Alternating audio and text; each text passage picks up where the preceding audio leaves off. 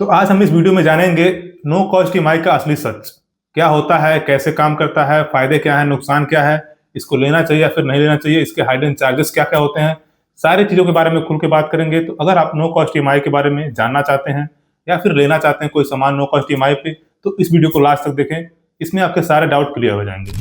तो सबसे पहले बात करते हैं नो कॉस्ट ईएमआई क्या होता है। तो किसी भी एक्सपेंसिव सामान को इंस्टॉलमेंट में खरीद सकते हैं बिना एक्स्ट्रा इंटरेस्ट दिए। तो एग्जाम्पल की तरह समझते हैं, अगर आप किसी सामान को खरीदते हैं 50,000 रुपए के और आपके पास पूरा पैसा नहीं है, तो आपको कंपनी सजेस्ट करता है कि हमारे पास ऑफर है, नो कॉस्ट ईएमआई में आप सामान खरीद सकते हैं। तो वो आपको बजाज कार्ड या फिर क्रेडिट कार्ड के through no cost EMI provide करता है, जिससे कि आप 50,000 को एक साथ ना दे करके 5-5 हजार 10 ईएमआई में दे सकते हैं, जिसमें आपको एक्स्ट्रा चार्ज भी नहीं लगता है और आप सामान भी खरीद लेते हैं। तो अब बात करते हैं फायदे और नुकसान की। तो सबसे पहले फायदे की बात करते हैं। इसमें सबसे पहला फायदा तो ये है कि अगर आपके पास कोई भी लोन नहीं है, क्रेडिट कार्ड नहीं है, तो पहला ईएमआई आपका इससे बन सकता है और इससे क्रेडिट स्कोर आपका बन जाता है। तो अगर आप पहली बार कोई सामान खरीदना चाहते हैं तो नो कॉस्ट ईएमआई पे आपको मिल भी जाएगा और एक कार्ड बन जाएगा, जिससे कि आप आगे और भी सामान खरीद सकते हैं।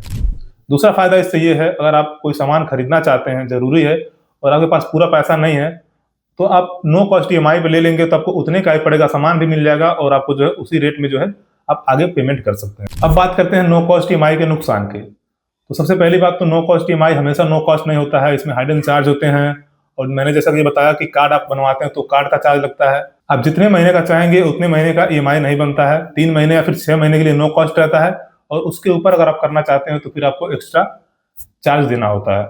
और उसी के साथ साथ इसमें और भी चीजें होती हैं, जैसे कि पेनाल्टी बहुत ज्यादा लगता है। अगर आप ईएमआई टाइम से नहीं भर पाते हैं तो पेनाल्टी 600-700 हजारों रुपए तक लग जाता है। तो अब बात करते हैं, क्या आपको नो कॉस्ट ईएमआई लेना चाहिए या फिर नहीं लेना चाहिए।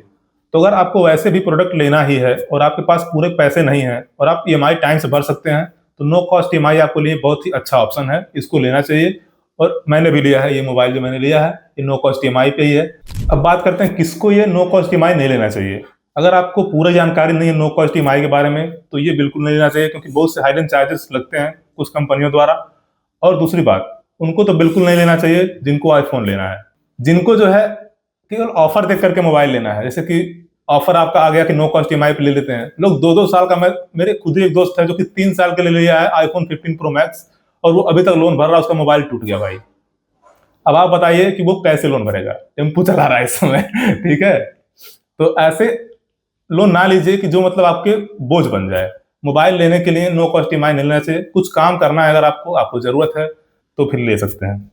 तो एक्चुअली ये no cost EMI no cost नहीं होता है। जब आप कोई सामान अमेजोन से खरीदते हैं और वो 50,000 रुपये का दिखाता है, तो आपको 50,000 में ही मिलता है। पर अगर आप पूरा पैसा एक साथ पेमेंट करते हैं क्रेडिट कार्ड के उधर से, क्रेडिट कार्ड से या फिर कैश में डेबिट कार्ड से, तो आपको वो 50,000 का सामान जो है कम में ही पड़ता है। एक्चुअली हमने हमेशा देखा होगा ऑफर, कोई भी अमेजोन या प्रोडक्ट को देखते हैं तो उसमें ऑफर रहता है कि मतलब इस क्रेडिट कार्ड से खरीदेंगे तो इतने का पड़ेगा, इस कार्ड से खरीदेंगे तो इतने का पड़ेगा। पर अगर आप लोन पर लेते हैं तो वो ऑफर काम नहीं करता है। मतलब कि अगर आप नो कॉस्ट ईएमआई को चूज करते हैं तो वो ऑफर काम नहीं करता है, और कुछ प्रोसेसिंग फीस भी लगता है किसी सामान को खरीदने के लिए। और उसी के साथ साथ जब आप पहली बार नो कॉस्ट ईएमआई पे सामान खरीदते हैं तो जो कार्ड का चार्ज रहता है वो भी लगता है। तो जो भी कार्ड का चार्ज रहता है 500-700, हर कार्ड का अलग अलग प्राइस रहता है, तो भी आपको देना पड़ता है। और जो कार्ड बनता है उसमें एनुअल चार्ज भी लगता है।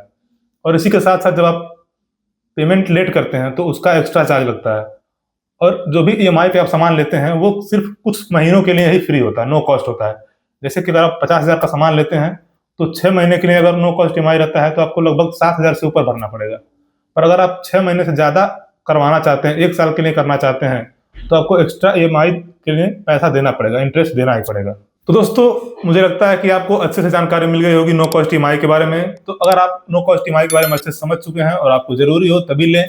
अगर आप टाइम से ईएमआई भर सकते हैं तो कभी भी फालतू खर्च के लिए, मतलब आपको 20,000 के मोबाइल में काम चल सकता है तो 50,000 का मोबाइल ना लें, जिससे आपके ऊपर बोझ बढ़े। क्योंकि नो कॉस्ट ईएमआई पर लें या फिर कैश लें, पैसा तो आपको भरना ही है। दोस्तों, अगर आपको बजाज फाइनेंस कार्ड बनवाना है तो डिस्क्रिप्शन में लिंक है, जाके आप बनवा सकते हैं। तो दोस्तों, उम्मीद करते हैं आपको ये वीडियो पसंद आया होगा और आपको जानकारी अच्छी लगी होगी। अगर अच्छी लगे तो लाइक करें और चैनल को हमारे सब्सक्राइब कर लें, ताकि आगे आने वाली वीडियो को आप अच्छे से देख सकें। मिलते हैं नेक्स्ट वाली वीडियो में, तब तक के लिए जय हिंद, जय भारत।